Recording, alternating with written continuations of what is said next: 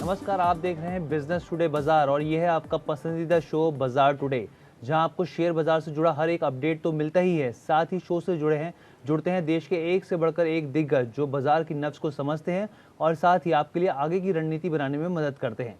मैं हूं हर्ष शर्मा और इस बार जो हमारे खास मेहमान हैं वो हैं आईसीआईसीआई डायरेक्ट के एफ&ओ करेंसी और कमोडिटी के रिसर्च हेड राज दीपक सिंह। सर, आपका बहुत बहुत स्वागत है बिजनेस टुडे बाजार पर। धन्यवाद शर्मा जी। तो हम लोग सबसे पहले एक बार मार्केट चेक ले लेते हैं कि बाज़ार में क्या माहौल है, क्योंकि हम लोग लगातार देख रहे हैं सुबह से बाज़ार जो है एकदम फ्लैट। हम लोग देख रहे हैं पिछले 2 दिन की जो तेज़ी है उस पर साफ तौर पर ब्रेक लगता हुआ नजर आ रहा है। ये देखिए आपके सामने स्क्रीन पर निफ्टी की बात की जाए तो देखिए 16 पॉइंट्स की लगभग 15 पॉइंट की गिरावट है।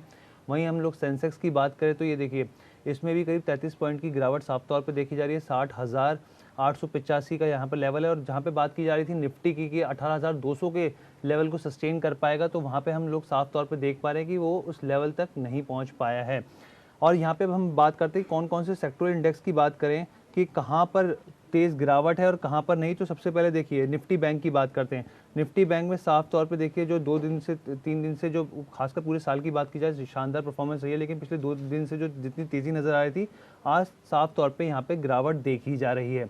वहीं निफ्टी ऑटो की बात की जाए, देखिए निफ्टी ऑटो ने इस पूरे साल बहुत ही शानदार परफॉर्मेंस दी है और यहाँ पे इसमें भी साफ तौर पे ऑटो एंसिलरीज की बात की जाए, जो जितने भी यहाँ पे स्पेसिस है वहाँ पे तेज़ी साफ तौर पे देखी जा रही है।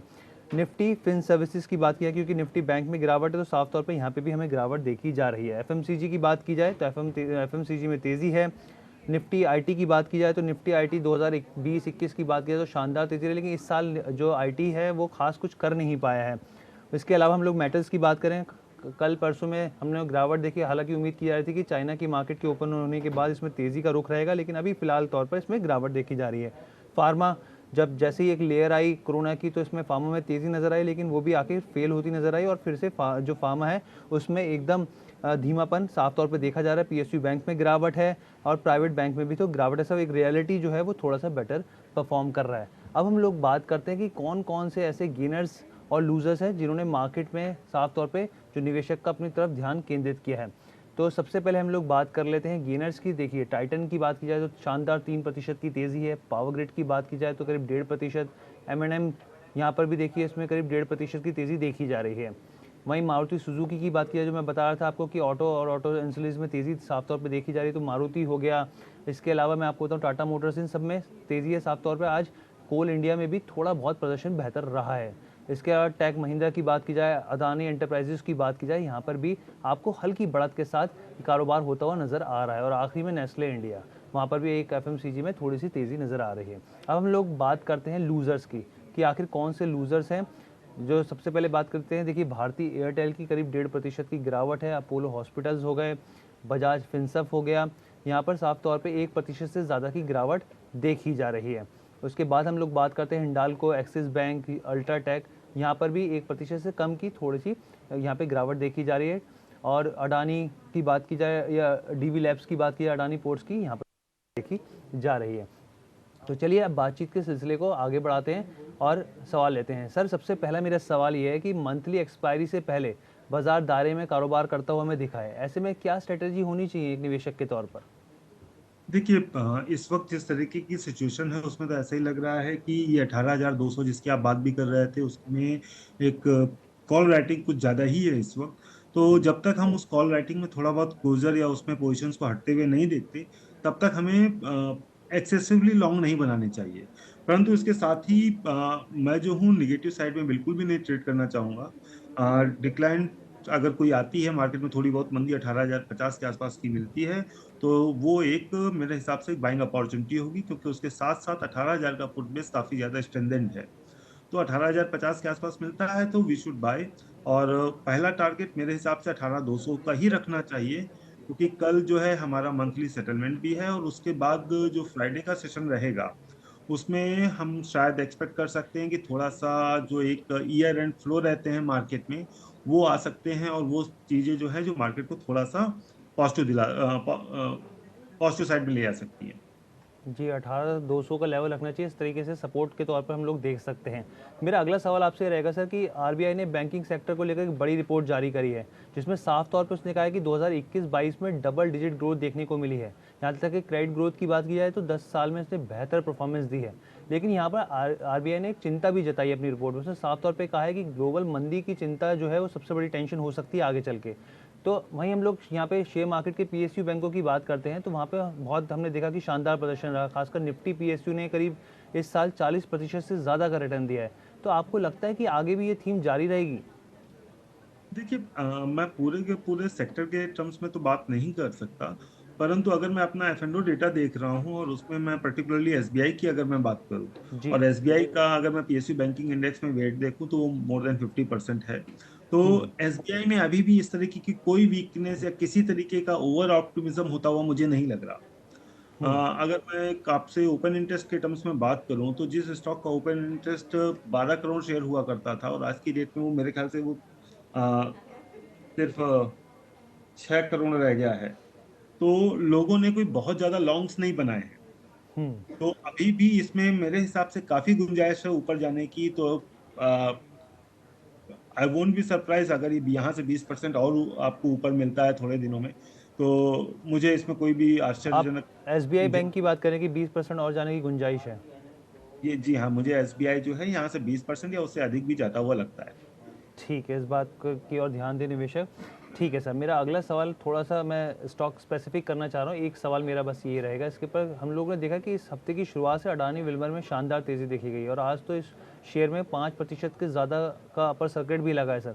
तो आपके हिसाब से क्या टारगेट होने चाहिए सर इसके? दानी विल्मर को मैं ट्रैक नहीं करता, उसके बारे में मैं आपसे मैं इस वक्त कुछ नहीं बात कर सकता। ठीक है सर। मैं आपका ध्यान न्यू एज टेक्नोलॉजी कंपनीज़ की ओर देना चाह रहा हूँ सर। हम लोगों ने देखा कि 2021 में इन कंपनियों का शानदार जलवा रहा है, जिसका असर स्टॉक्स पर साफ तौर पे देखा गया। लेकिन 2022 में ज़्यादातर कंपनियों के शेयर में 80% तक की गिरावट आई है। आपको क्या लगता है, इस लो वैल्यूएशन में खरीदारी करनी चाहिए? नहीं, मैं यहाँ पर खरीदारी या उनको बेचने दोनों से थोड़ा सा दूर रहना पसंद करूंगा।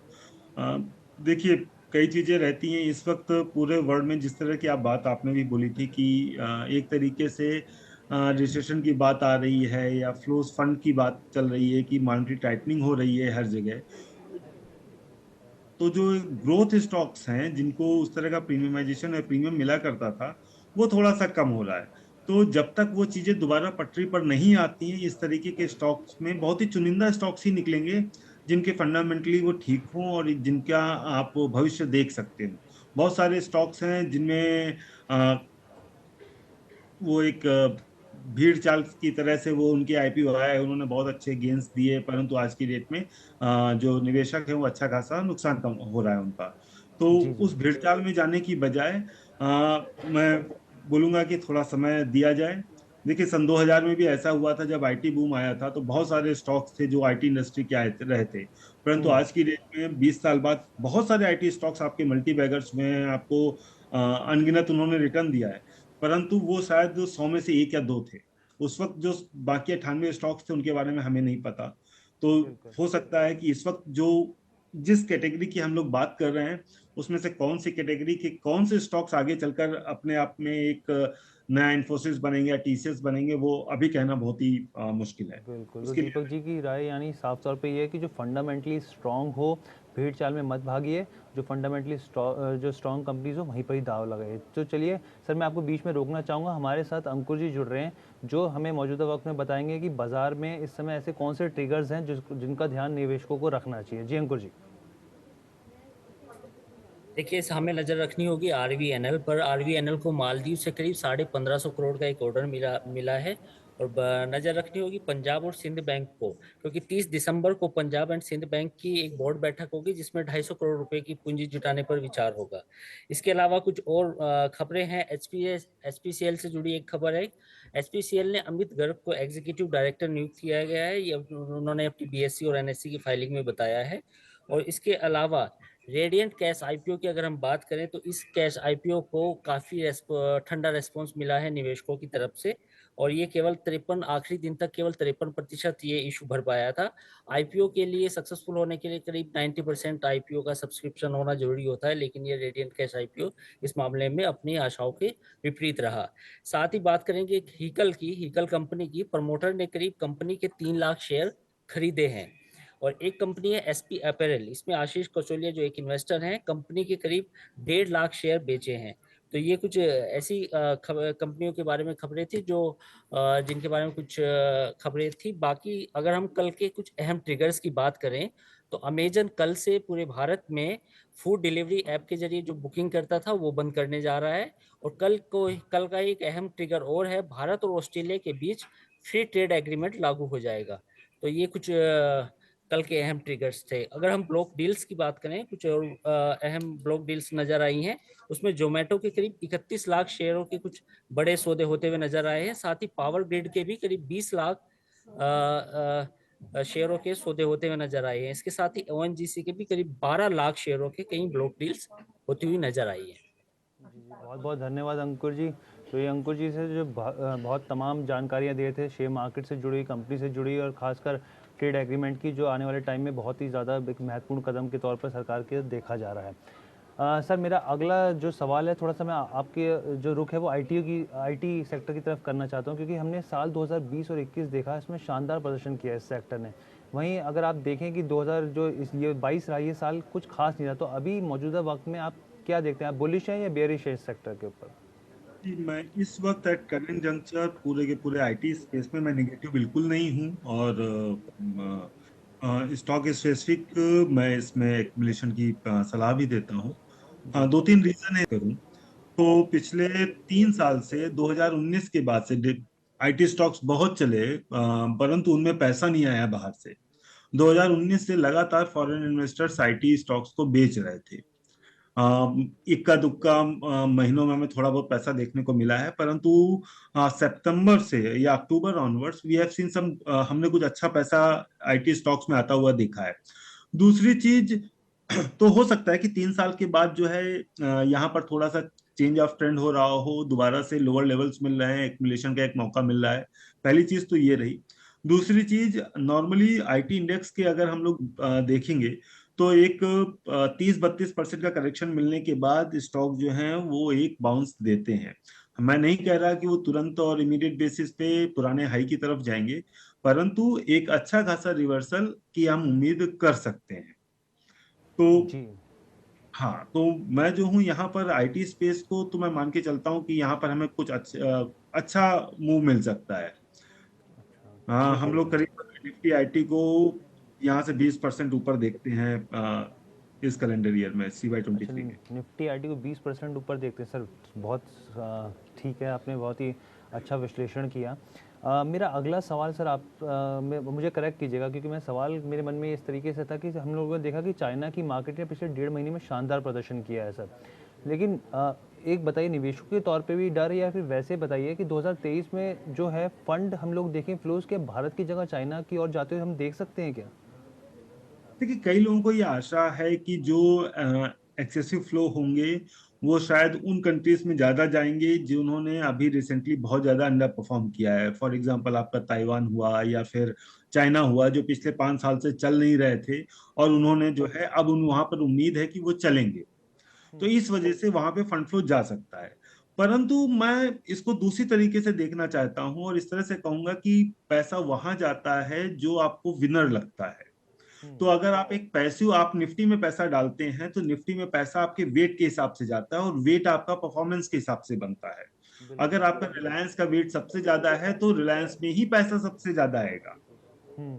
तो पिछले कुछ समय में क्या हुआ है कि भारत का वेट जो है, जो एक वक्त में 8 से 9% हुआ करता थे, धीमे धीमे बढ़ के 14 से 15% हो गया है हम्म। एशिया इंडेक्स में। तो अगर आपके 100 रुपए आएंगे पूरे विश्व में 100 रुपए मार्केट्स में लगने के लिए, मैं पैसिव फंड्स की बात कर रहा हूं, तो उसमें से 14-15 रुपए भारत में ही आएंगे, वो कहीं और नहीं जाएंगे। आपका एक छोटा मोटा आप एक फंड मैनेजर की कॉल हो सकती है कि okay we want to be overweight on China. तो आप क्या जी। करेंगे? 20 25 बिप्स, 30 बिप्स, एक 100 बिप्स, इतना आप ऊपर नीचे कर लेंगे, परंतु उससे आप हमारा पैसा नहीं कम कर पाएंगे। ऐसा नहीं होगा कि जो वेट है जिस स्टॉक का, उसमें आप पैसा ही नहीं डालें और आप बोलें कि हम निफ्टी को ट्रैक कर रहे हैं। बिल्कुल बिल्कुल, यानी इमर्जिंग मार्केट्स में भारत सबसे चहेता एक बार फिर साफ तौर पे देखा जाएगा सर। जी। ठीक है, मेरा आखिरी सवाल आपसे रहेगा कि सर हम लोगों ने देखा कि निफ्टी की बात की जाए तो YTD रिटर्न के हिसाब से करीब 5% का रिटर्न रहा है सर। अब मैं ये समझना चाहता कि निवेशकों को क्या रणनीति बनानी चाहिए, जैसे अर्निंग अच्छी हो किसी कंपनी की, या फिर सेलिंग जो ज़्यादातर सेलिंग हुई है उसकी बात की जाए तो 2023 के हिसाब से क्या स्ट्रेटेजी होनी चाहिए सर?